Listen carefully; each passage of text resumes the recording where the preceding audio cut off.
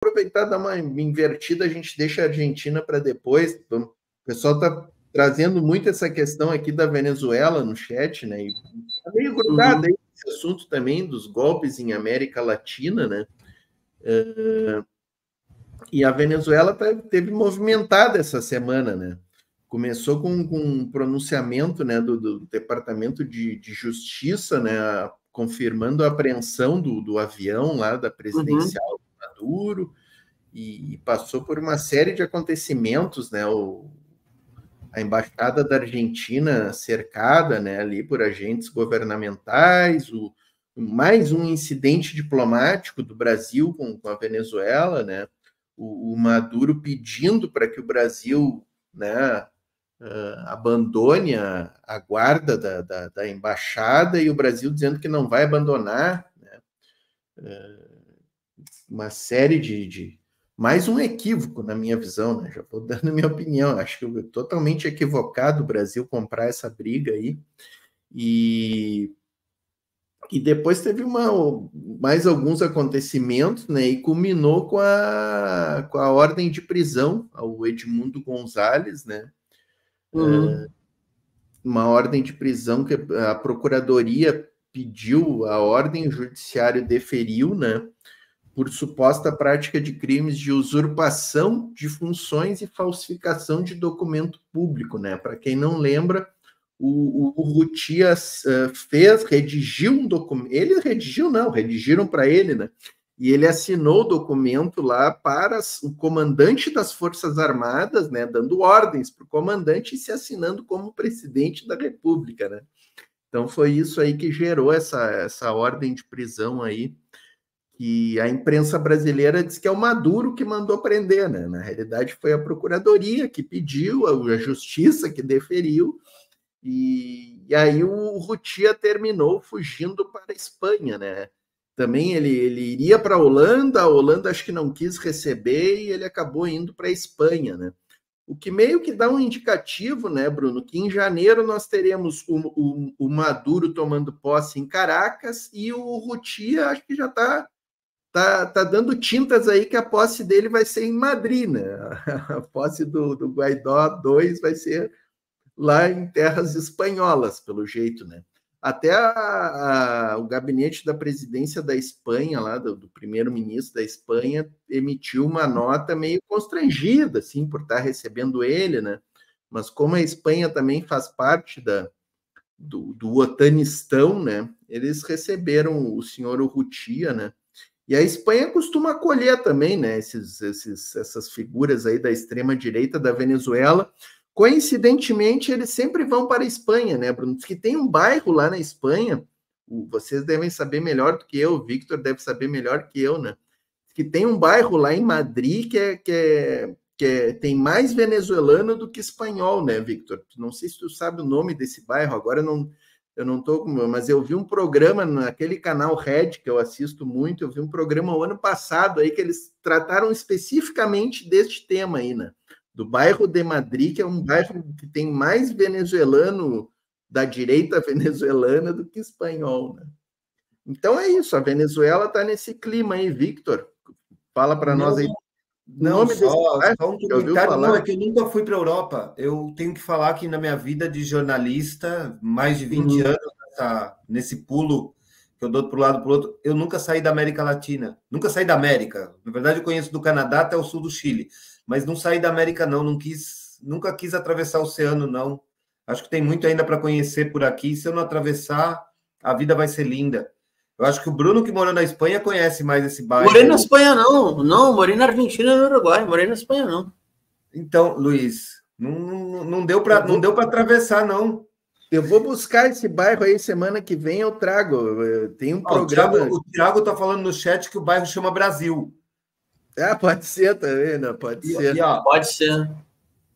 Pode ser. Eu só queria destacar, o pessoal está falando muita crítica do Lula hoje, que está sendo de direita, que o Lula está sendo muito crítica, e eu queria trazer um dado que é bem interessante, talvez para a gente considerar. O Lula pegou um governo, depois de 2 governos consecutivos do Fernando Henrique, que era de política conservadora, que não chegava a ser nefasto, mas que não era bom, e agora está tentando reconstruir o país depois de 2 anos de Temer e 4 de Bolsonaro. Gente, não é que o Lula vai fazer tudo certo. Eu tenho certeza que ele vai errar e errar e muito. Mas quem já viveu um governo... A gente viveu, além da ditadura, 2 governos Pinheira, e tentar reconstruir durante um só governo não é tão simples quanto a gente poderia considerar. Lembre que, a Letícia está falando, pegou um país, depois de 2 anos de Temer e 4 de Bolsonaro, cara, não deve ter sido fácil, não. Bruno, e o Lula está apanhando de tudo que é lado aqui no Brasil, da esquerda e da direita. Pois é. Mas também ele está pedindo um pouco, né? Porque está complicado, cara. Está complicado mesmo. Na política externa está complicado. Nessas questões aí que ele vem fazendo com a Venezuela, com a própria Nicarágua também. Eu queria entrar nisso aí, Luiz. Eu tenho uma leitura um pouquinho... Não é muito original, mas é um pouquinho distinta, né? Eu vejo hoje na América Latina, é difícil falar isso, porque é muito móvel, ou seja, é muito dinâmico as posições, tá? Mas, basicamente, eu vejo algumas permanências na América Latina. Uma é a dificuldade de separar o governo de Estado. Com maior ou menor ênfase, é um pouco como se dizia no México na época do PRI, né? O vencedor leva tudo. Então, basicamente, você tem, em alguns aspectos, o controle do governo que leva à posição do Estado. Dentro disso, a gente tem, hoje, no continente, uma posição que a gente pode escancarar como de uma extrema-direita do século XXI, que combina neofascismo contra liberalismo. Eu não tenho dúvida de classificar Javier Milei, da Argentina, Nayib Bukele, de El Salvador, e o próprio Daniel Noboa, do Equador, nessa posição. A gente vai ter uma direita oligárquica meio clássica, tentando se renovar, e nem por isso deixando de fazer algumas alianças com essa nova extrema-direita. Pode ser o caso do governo Lacalle Pou no Uruguai, Sebastián Peña no Paraguai. A maior parte do continente, com matizes, com variações, é social-democrata. E eu não estou ofendendo ninguém, tá? Tentando classificar como se estivesse abrindo o manual do seu Bob na minha frente de ciência política. Dentro desse plano social-democrata, também tem uma pertença em escala mundo. Então, nem o governo do Brasil, nem o do Chile, nem o da Colômbia, nem o do México, menos ainda da Guatemala, tem uma vontade manifesta de se alinhar 100% com o eixo eurasiático, asiático, uma espécie de 100% BRICS ou coisa que o valha. Tá bom? E aí, nesse sentido, quem está de cabeça na economia eurasiática é o único país socialista da América Latina, ou com pelo menos uma parte dessa economia ainda socialista, que é Cuba, e 2 países que estão no nacionalismo militar, eu diria, ou familista, como Nicarágua e Venezuela. A Venezuela está muito mais parecida hoje com o governo Velasco Alvarado do Peru, ou Marco Ricos do Panamá, militares nacionalistas, do que algum governo de corte socialista.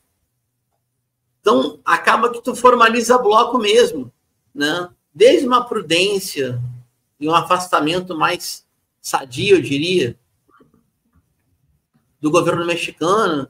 Andrés Manuel, ele se afasta da crítica à Venezuela, ele sabe que não pode dar corda para os gringos que estão logo ali em cima dele, e diz que a Venezuela reconhece pronto, e não se mete nas pressões, até uma situação que eu diria que foi uma burrada do governo nicaragüense, que foi não aceitar a intermediação brasileira junto ao Vaticano. E quem pediu a diplomacia brasileira que operasse na Nicarágua não foi a CIA, foi o Vaticano, de Papa Francisco. Não é do Carol Wojtyla, é Jorge Mário Bergoglio, do bairro de Flores. E ainda assim, o governo nicaragüense fez a cagada que fez, desculpa falar o termo, mas fez a burrada que fez. E aí escalou. Só que escalar Nicarágua e o Brasil, o custo é pequeno. E aí o Brasil meio que escalou. Eu, Bruno, acredito que o Brasil está muito preocupado em dar justificativa para a Globo News, tá? O correto seria reconhecer e pronto. mas que tem uma política de blocos, tem, não vamos negar. O Brasil está muito mais próximo dos governos que eu citei do que desses supostos governos que são mais anti-imperialistas, são mais nacionalistas no bom sentido, e estão quase que dependentes hoje, de forma total ou parcial, da economia chinesa, da projeção de poder russo, até do Irã, como é o caso da agricultura venezuelana. Eu iria um pouco por aí, tá? Para não pipocar, o que eu faria? Se eu tivesse buzinando na orelha do Lula como Celso Amorim, eu falo, reconhece. Reconheça a soberania da Venezuela de tomar decisão por conta própria. Ponto. Era o que eu faria. Eu acho que o grande problema é justamente esse que tu falou, né, Bruno? É a questão de ter essa questão dos blocos envolvida, e eu acho que vai nos prejudicando no bloco que a gente deveria estar, né? E se engajando com mais força essas posturas aí, essas posições diplomáticas aí que vão sendo tomadas, né? Eu conversei ontem com não sei se vocês conhecem o Diego Pautasso. Eu gravei, a gente vai publicar domingo aqui no canal, até já aviso a galera que está nos assistindo. O Diego Pautasso, ele é um cientista político, especialista em China, ele escreveu um livro, Nova Rota da Seda, agora, é aqui da URGS, né, nosso gaúcho aqui, e ele falou justamente sobre essa questão do Brasil. Eu perguntei para ele, né, do Brasil não entrar na Rota da Seda até agora. Ele falou que o Brasil pode estar perdendo aí uma oportunidade histórica impressionante, né? Se não entrar na questão da Rota da Seda e não fizer parte, né? Então, eu acho que todos esses atos diplomáticos aí, eu acho que vão contribuindo para o afastamento do Brasil dos BRICS, né? Infelizmente. Victor, tá parecendo que tá discordando aí. Vamos, tá não. Eu estava pensando assim, tipo, eu conheci o professor Celso Amorim durante o governo Bolsonaro, quando a gente fazia live contra o nefasto, mas sim, ele sempre foi uma pessoa que demonstrou na sua carreira que ele prefere o Brasil liderando blocos. Então, talvez, não vou justificar o Lula, isso é inalcançável para qualquer pessoa que estude América Latina, a postura do Brasil, hoje tão subalterna, que não reconheça um governo democraticamente eleito. O Boric também não reconhece, e não é o único.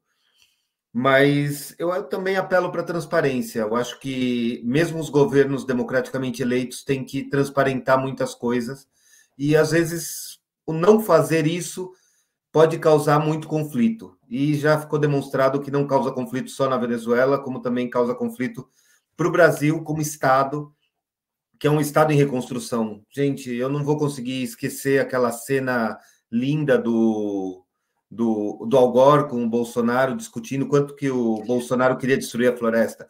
Eu talvez seja muito mais informal que o Bruno é muito mais dado, é muito mais científico, eu sou mais... Eu vou mais para o ventilador mesmo, mas, cara, não dá para falar de política externa hoje em dia sem lembrar que o nefasto teve 4 anos destruindo tudo que o Celso Amorim construiu. Não é tão simples, não dá para falar tanto. Mas, olha... Aquela do Al Gore é inesquecível, né? Aquela do Al Gore, cara, putz, deveria ser... Sabe, tipo, você troca a chamada da Globo por Al Gore, tipo, com Bolsonaro. Seria muito mais impactante. Mas eu acho que, tipo, gente, eu vou agradecer. Eu entendo que daqui a 6 horas eu tô acordando para ir trabalhar, eu adoro vocês, mas eu vou trazer uma notícia para vocês que estão nos assistindo agora, que o Jamil Chad publicou hoje no Instagram dele uma cena fantástica, que foi a chegada da Palestina a ter uma cadeira no Conselho Geral da ONU. Ainda não é um membro com voz e voto, quer dizer, não é um membro com voto, acho que ele já tem voz, mas que vai ser muito legal se vocês puderem fechar o programa com isso. Eu me despeço com um grande abraço aqui do... Pô, eu falei que estava 8 graus, cara. Poxa, eu fui ver aqui no aplicativo quanto que está agora. Está 7, mas tem uma vantagem. A contaminação aqui está excelente. Tá 0%. Então, vocês ficam com a fumacinha aí, eu vou ter que deixar vocês. Tá bom. Mas aqui não tem fogueira, não. Aqui é aquecedor elétrico. Um abraço. Maravilha. Tá bom, obrigado, Vitor. Boa noite. Maravilha, valeu. Vamos fazer o nosso Obrigado. bloquinho de Argentina antes de ir embora, né, Bruno?